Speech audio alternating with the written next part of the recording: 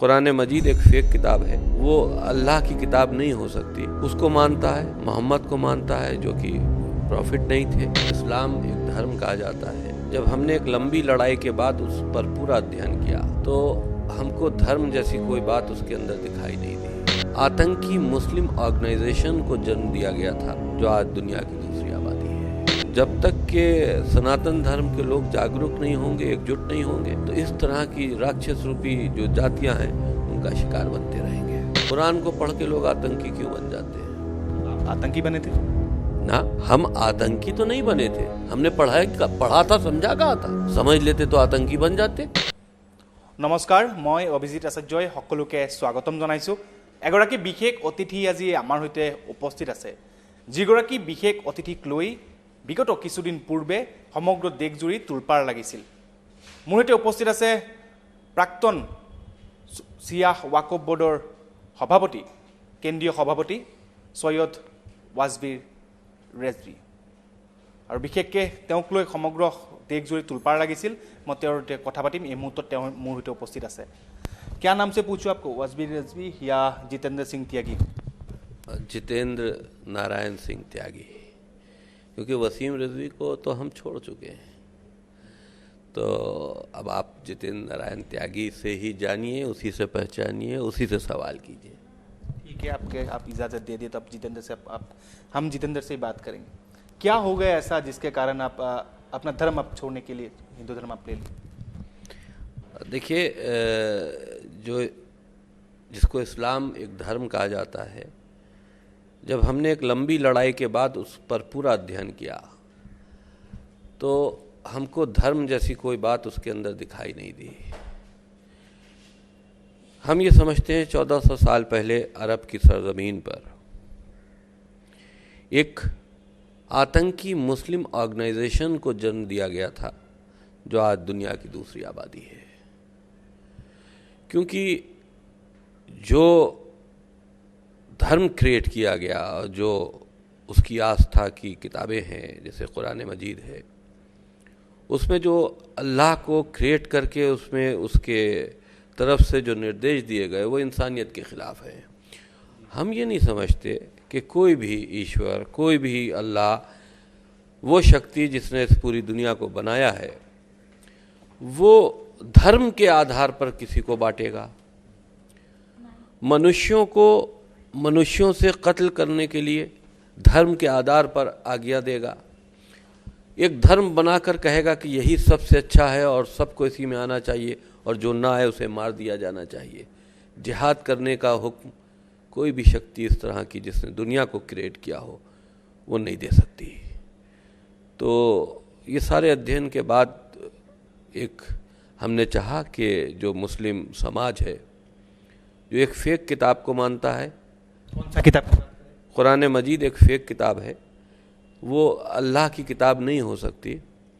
उसको मानता है, मोहम्मद को मानता है जो कि प्रॉफिट नहीं थे।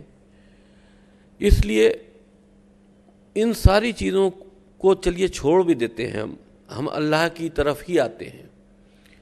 तब भी अल्लाह के मानने के लिए आप अल्लाह को अल्लाह के नाम से मानो, लेकिन उसके लिए इंसानियत होना बहुत ज़रूरी है। आप किसी ईश्वर की, किसी ऐसी शक्ति की प्रार्थना कर रहे हो जिसने इस दुनिया को क्रिएट किया, हमको, तुमको, हर धर्म के लोगों को क्रिएट किया।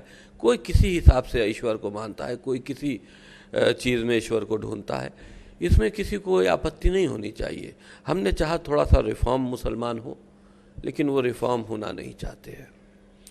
वो पूरी दुनिया पर अपना इस्लामिक फ्लैग लहराना चाहते हैं, मोहम्मदी फ्लैग लहराना चाहते हैं, जो कि संभव नहीं है। इसी के लिए जिहाद जैसी चीज़ें पूरी दुनिया में एक्टिव हैं। सनातन धर्म के लोगों को हमेशा से मारा काटा गया है और आज भी उनको मारने के लिए इस तरह की एक्टिविटीज़ उनके अंदर मौजूद है। तो हम ये समझते हैं कि जब तक के सनातन धर्म के लोग जागरूक नहीं होंगे, एकजुट नहीं होंगे, तो इस तरह की राक्षस रूपी जो जातियां हैं उनका शिकार बनते रहेंगे।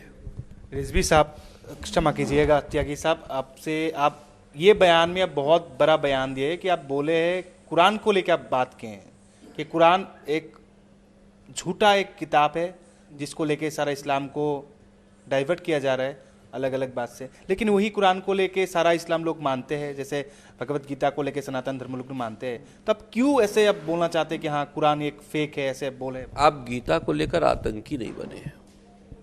गीता को पढ़ के आप आतंकी बन गए? नहीं बने ना। कुरान को पढ़ के लोग आतंकी क्यों बन जाते हैं? आप आतंकी बने थे ना। हम आतंकी तो नहीं बने थे, हमने पढ़ा था, समझा कहा था। समझ लेते तो आतंकी बन जाते। समझा हमने इंसानियत के पहलू से। अगर हम ये समझ के कुरान को पढ़ते हो, ये समझ कर कुरान को हम तरजीह देते कि ये हमारा इस्लामिक ग्रंथ है और इसमें जो भी लिखा है वो आंखें बंद करके मान लेना चाहिए, तो आज हम दुनिया के सबसे बड़े आतंकवादी होते। तो मौलाना अबुल कलाम आज़ाद आतंकवादी थे? ना, बिल्कुल नहीं थे। ज़रूरी नहीं है कि उन्हीं ने कुरान को पढ़ के समझाओ। जो समझ रहा है वो बहक रहा है, इसलिए जो उसमें लिखा है आप उसको डिनाई नहीं कर सकते हो। जो उसमें लिखा है आप उसको डिनाई तो नहीं कर सकते। तो हमने तो यही कहा थोड़े से चेंजेस लाओ, जो गलत लिखा है उसको सही कर लो।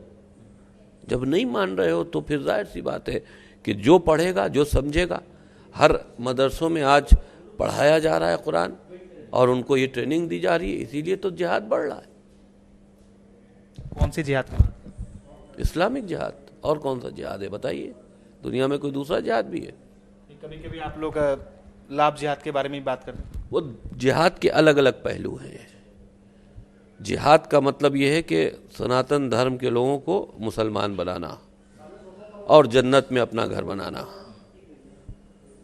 तो जिहाद लड़ के भी होता है, समझा कर भी होता है, शादियां गुमराह करके शादियां करके भी होता है। जिहाद का मतलब ही यही है कि गैर मुसलमानों को मुसलमान बनाना।